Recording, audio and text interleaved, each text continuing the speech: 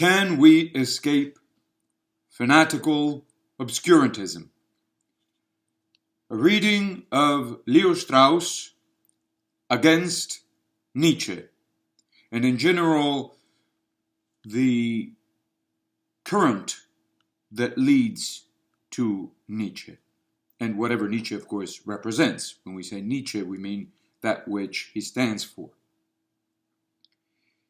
A reading from Natural Right and History, from the introduction.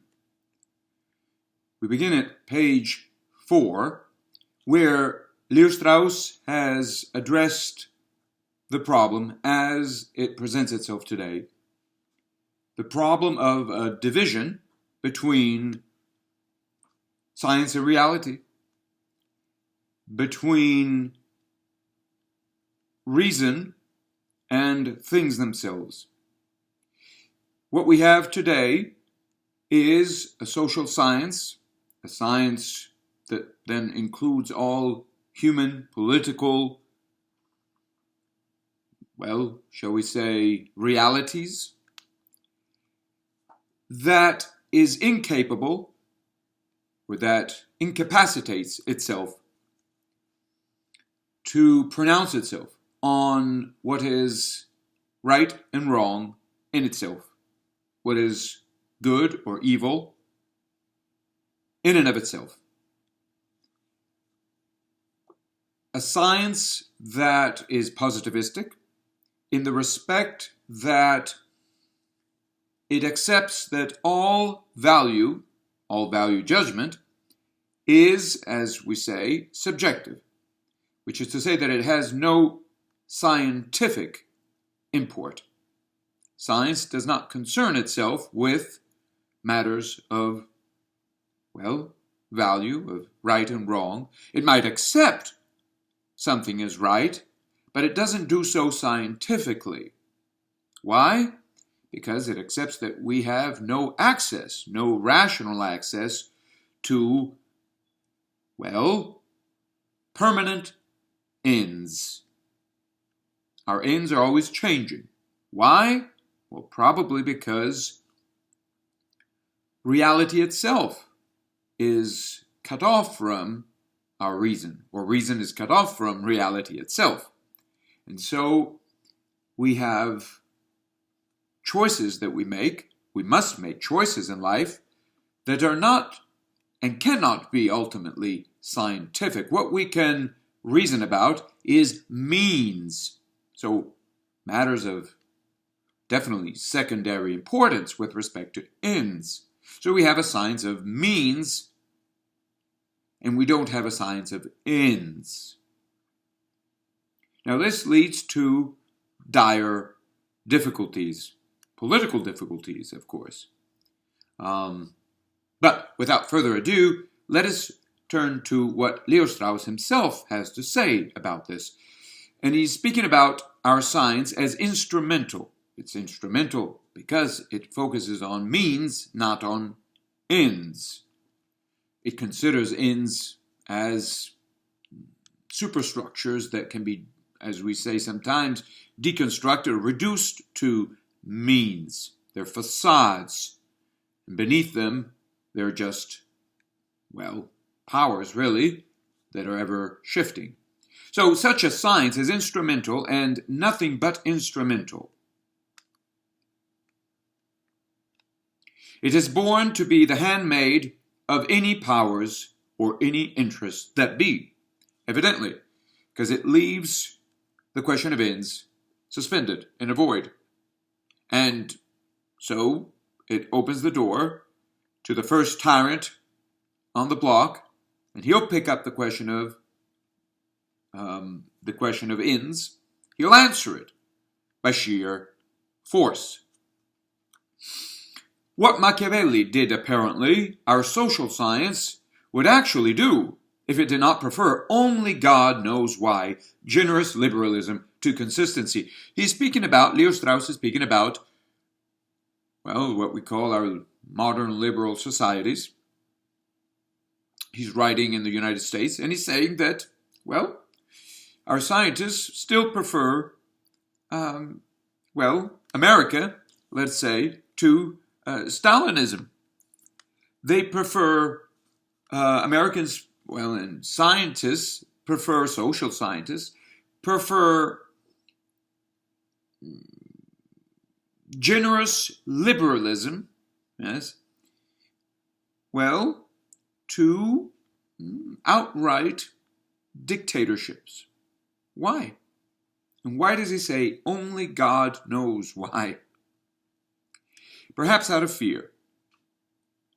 If we consider Hamlet's most famous speech, to be or not to be, we see that what stops us from committing suicide is fear. Fear of retribution, of divine punishment. We're cowards. And because we're cowards, we don't become, well, outright monsters. We don't embrace tyranny as our fate. So we're not consistent, really, with our principles. We're hypocrites, cowards and hypocrites. And that's why we do not follow Machiavelli. So what is it that we do? We shy away from, and here is Strauss again, giving advice with equal competence and alacrity to tyrants as well as to free people. So we prefer free people. Free people here doesn't mean just the philosophers. It means, as in common sense English, or at least what used to be common sense English, it means all people who do not embrace, right, despotism, tyranny, so who appreciate, right, the difference between freedom and slavery, at least on some level.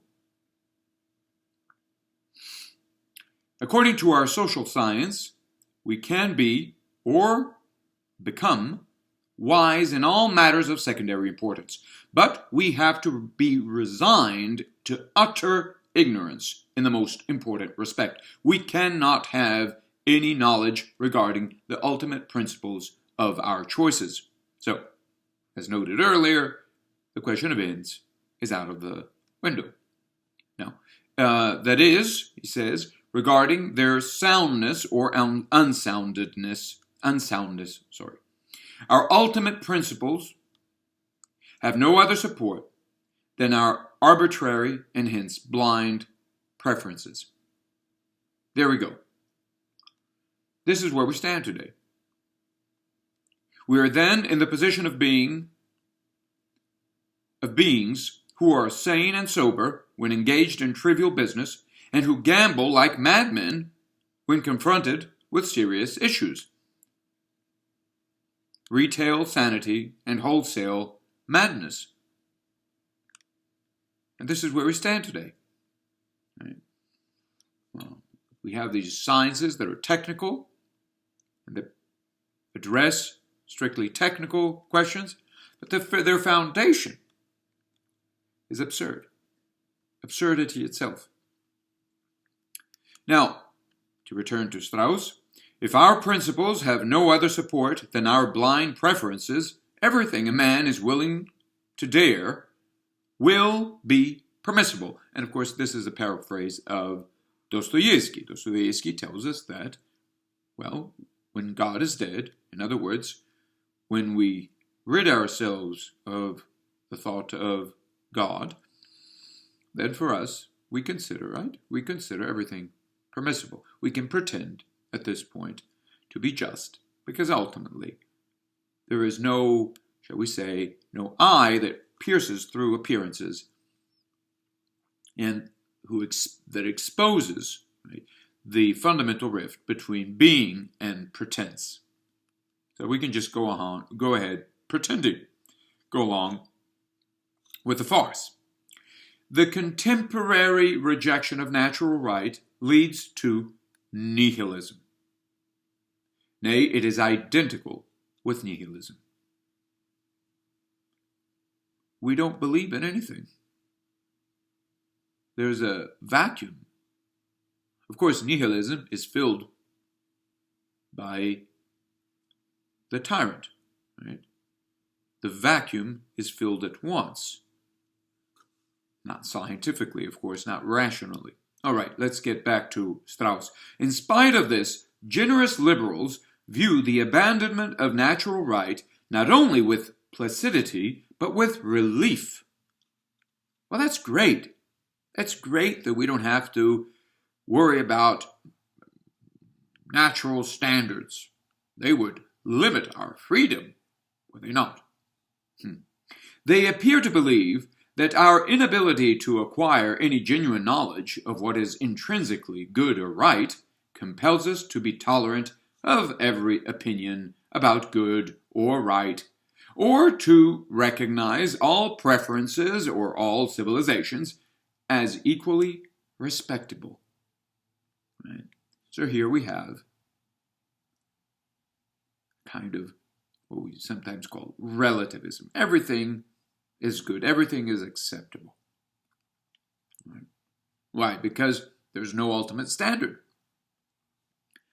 Only unlimited tolerance is in accordance with reason. That's it. But this leads to the admission of a rational or natural right of every preference that is tolerant of other preferences, or negatively expressed, of a rational or natural right to reject or condemn all intolerant or all absolutist positions.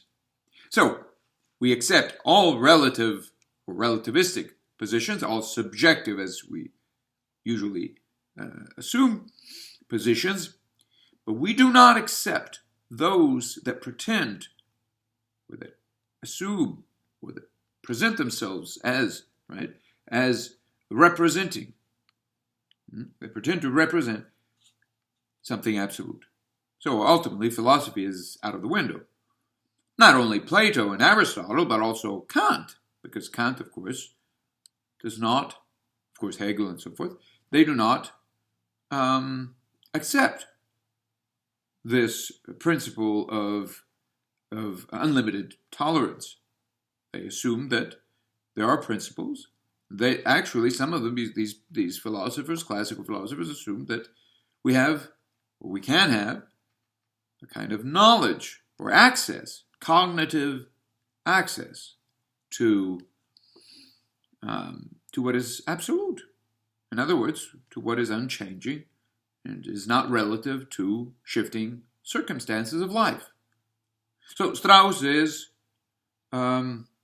suggesting, is indicating here quite explicitly that we would regard today classical philosophy, all the way, in fact, even modern philosophy as such, really, as bad, as ill-founded, misguided, misleading, something to be done away with in the name of unlimited tolerance. However, limited, there you go, by this single consideration that we are not to be tolerant toward those who are not tolerant in an unlimited sense. So we're not to be tolerant toward philosophy, but we are to be tolerant toward savages, ordinary barbarians, right? We're not to be tolerant toward Plato and all the way down to Kant,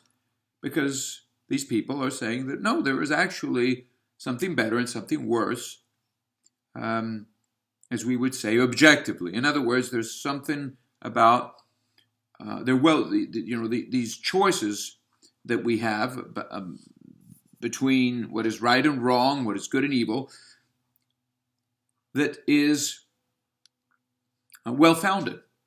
Well, these choices are ultimately, or can be, or should be, however you want to put it, grounded in facets of reality, permanent facets of reality. So reason is not simply judgment, rational judgment, right? Is not simply about ends, yeah? Is not simply gratuitous. There has to be a rational foundation to it. Well, they're out of the window. They're bad. They represent absolutist positions. Now, the latter must be condemned, says Strauss, playing devil's advocate, of course, because they are based on a demonstrably false premise, namely, that men can know what is good. No, we can't. We can't. We have demonstrated that we cannot know. Of course, Strauss is not saying here, oh yes, we don't. We know what is demonstrably good. Because the problem of demonstration, of course, is a big one, but also because we don't need to say that we know, especially as long as we don't even know what knowledge means. So how are you going to say that we don't know if we don't even have an adequate understanding of what knowledge is? Now, as long as we haven't answered that question, and who has today, right? What is knowledge? As long as we haven't answered it in a definite manner, well, we cannot meaningfully say that we cannot know what is good. But here the question is whether we have cognitive access. So there is, whether there is a reliable link between our value judgment and permanent features of reality, or reality as such. Well, so if we deny that link, then we end up following this modern trajectory, which Strauss will unpack here. If we do not deny that there is a link, then we expose ourselves to the foundation of our choices. And so we reorient our choices toward that foundation, especially insofar as we do not claim to have mastered those foundations. So if we still have questions about those foundations, what does this tell us? It tells us that it is most important for us to turn our choices toward the discovery of the foundations of our choices. So now we return to a classical way of life that does not presuppose that we don't know or that we know, but that exposes itself to the foundation. Hence, Leo Strauss's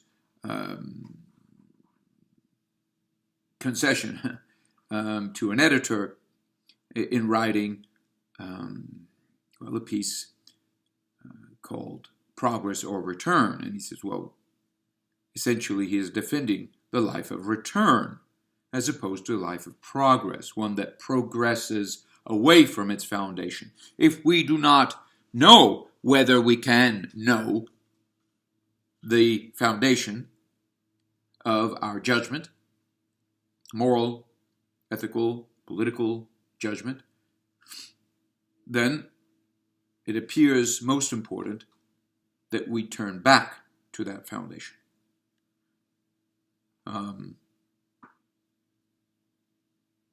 Not only because to turn away from it tends to be, well, an exercise in futility, or worse yet, a catering to disaster, but also because we do have a kind of natural or original desire for the foundation of our life, right? For a return. We're mortals. We are destined to return to where we come from. Anyway, let's return to Strauss. Where were we? At the bottom of the passionate rejection of all absolutes, and he has this in quotes, right? Scare quotes. Absolutes. Those are bad for us today. We discern the recognition of a natural right, or, more precisely, of that particular interpretation of natural right, according to which the one thing needful is respect for diversity or individuality. And this is still very much with us. Leo Strauss writes this in 1950.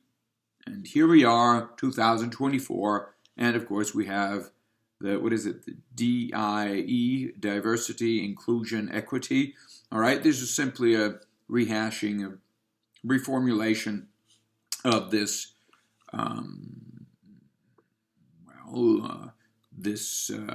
respect for diversity or individuality that we already find in the 50s. But there is a tension. So let us have this clear here. We have a kind of interpretation, a particular interpretation of natural right, according to which the one thing needful is respect for diversity and or individuality. So, old philosophy that appeals to absolutes is out because what is most important is diversity or individuality. I have to have the right to express myself, right? And there's no limit to this except that my right must not impinge upon others' rights. And so I must not claim in any way or or assume or somehow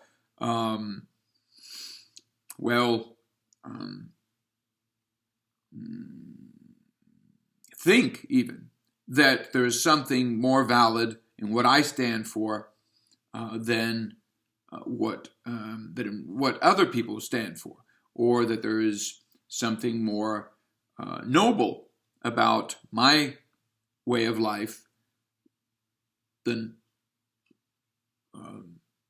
with respect to somebody else's way of life. There's no such thing as an objective savagery, right? Barbarism. That was a cultural construct.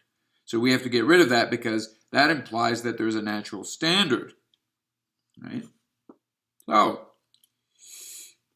So it is, in some respect, our new natural right, right? This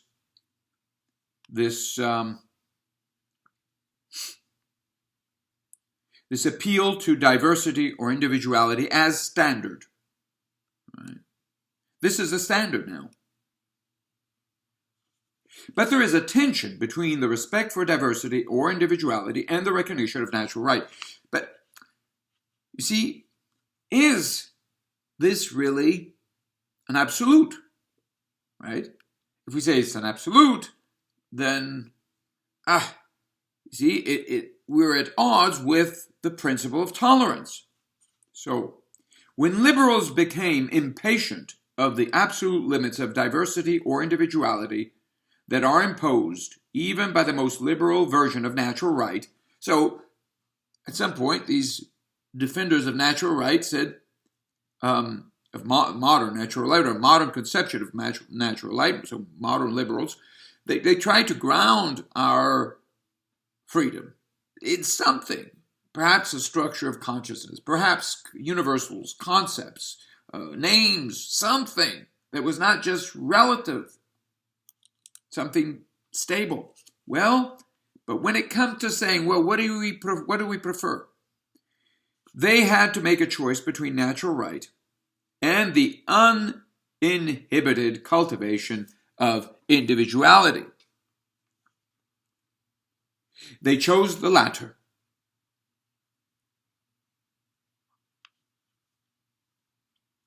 If we have to choose between standards and self-expression, Self-expression. Once this step was taken, tolerance appeared as one value or ideal among many, and not intrinsically superior to its opposite. In other words, intolerance appeared as a value equal in dignity to tolerance. Why not? But it is practically impossible to leave it at the equality of all preferences or choices. Yes, I mean, if all choices are the same, all right, what do we do? If the unequal rank of choices cannot be traced to the unequal rank of their objectives, the ends, right? So all ends are the same, or equally valid, but not all choices are equally valid. Not all means to reach whatever objective, whatever end, are equally valid. All ends are equally valid, but not all means. It must be traced, the unequal rank of choices, right? Must be traced to the unequal rank of the acts of choosing. And this means eventually that genuine choice, as distinguished from spurious or despicable choice, is nothing but resolute or deadly serious decision. You must be convinced. In the words of some defenders of modern liberalism, we must actually pretend to be free, even though we're not. But in our pretension, we're free. In pretending that we're actually free, we are free. That's wonderful. That's absurd. But that's where we stand. Virtually free. Such a decision, however, is akin to intolerance rather than to tolerance. I assert my decision. And the louder I speak, right, the more free I am, the freer I am.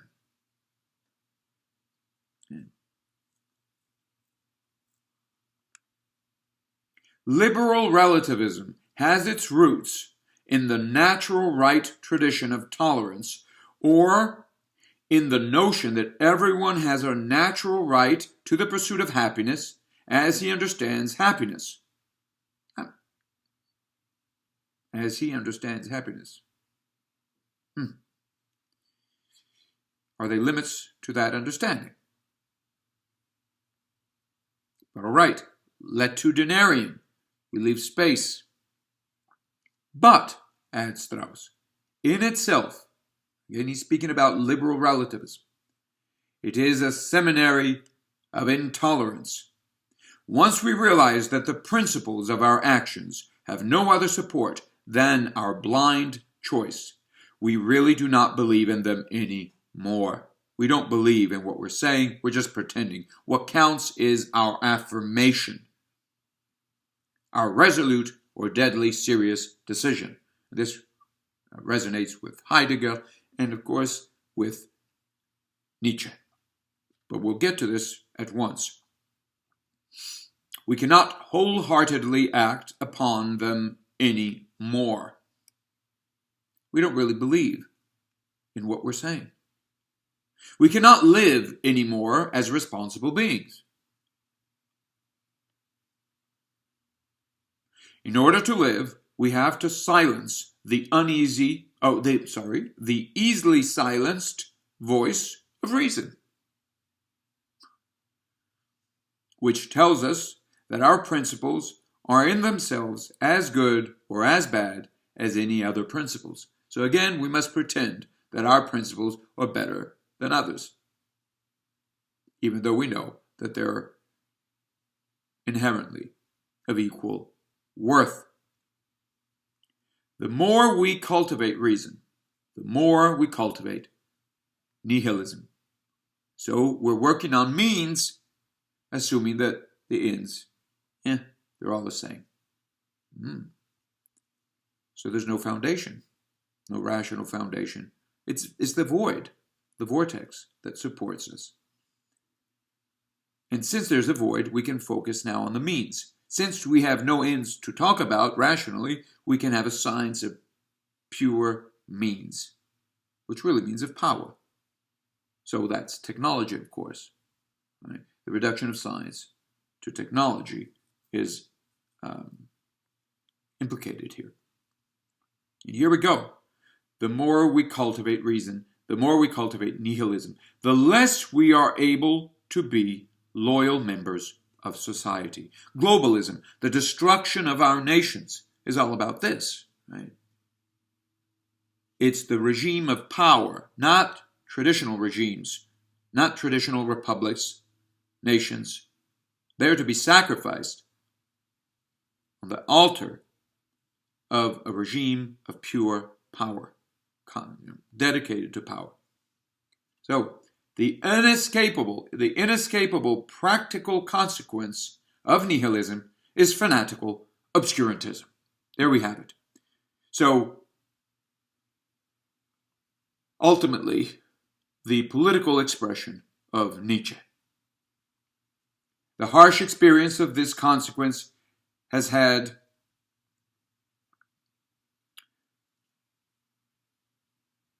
led to a renewed general interest in natural right. Now, people have shied away from that, right? But this very fact must make us particularly cautious. Indignation is a bad counselor. Oh, terrible things lead to that triumph of power, so we must return to some standards. We're indignated, right? But he says, is a bad counselor. Our indignation proves at best that we are well-meaning. We want to do something good. It does not prove that we're right. Maybe we want to save our tradition, but if it's just our tradition, maybe our tradition is wrong, deluded. Our aversion to fanatical obscurantism must not lead us to embrace natural right in a spirit of fanatical obscurantism. And so, just to return to appeal to a tradition of natural right, classical one, is not enough. We might be doing this simply to escape fanatical obscurantism. We might be appealing even to God, to natural law, even to natural right, as some kind of standard, some absolute, in nominal terms, without really understanding what it's all about. And we could say that, well, that's our tradition. Right? We can hold fast to this tradition, but what does it stand upon? Have we really thought through that tradition? Its foundations?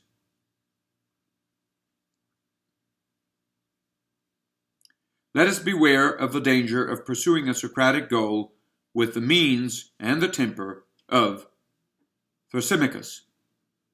And so you could say that Socrates here, the Socratic life, is appealed to, right? On the basis of a non-Socratic assumption, assuming that the Socratic life is our choice again, right? Is an expression, again, of the will to power. Certainly, the seriousness of the need of natural right does not prove that the need can be satisfied. A wish is not a fact. Even by proving that a certain view is indispensable for living well, one proves merely that the view in question is a salutary myth. One does not prove it to be true. Utility and truth are two entirely different things. And so, what we have here is Strauss telling us that, look, we have a problem of foundations. We can appeal to a tradition, certain views, a system even. We can speak about Platonism as a system. But ultimately, what is our return standing on? What motivates our return? Is it fear of consequences? Is it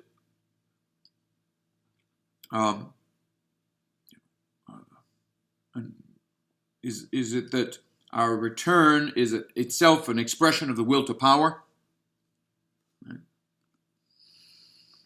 So what are we to do? Well, of course, Strauss is here helping us understand or expose ourselves once more, once again, anew, right, to the foundations of that tradition, to the principles of that tradition. Exposure through reflection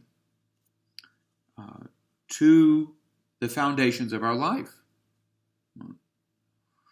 And this means that our life is reoriented toward its foundation. And that is what classical literature is all about. Poetry. It's about a conversion of our life, a turning around of our life towards its foundation.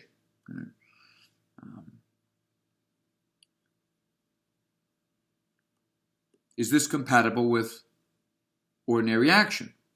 Well, it is, as much as opening your eyes, keeping your eyes open, is compatible with driving. The more you are aware of your presuppositions, the more you expose yourself, you turn back to the foundations of your choices, the more you allow your choices to be illuminated by their foundation. And you can, well, be held accountable. Right? You have a sense of what you're doing. So that is Leo Strauss, and clearly he has, as clearly as possible, he has warned us against the whole modernist drive that leads to Nietzsche and the ideological, vulgar playing out, right, of Nietzschean rhetoric, which is really fanatical obscurantism.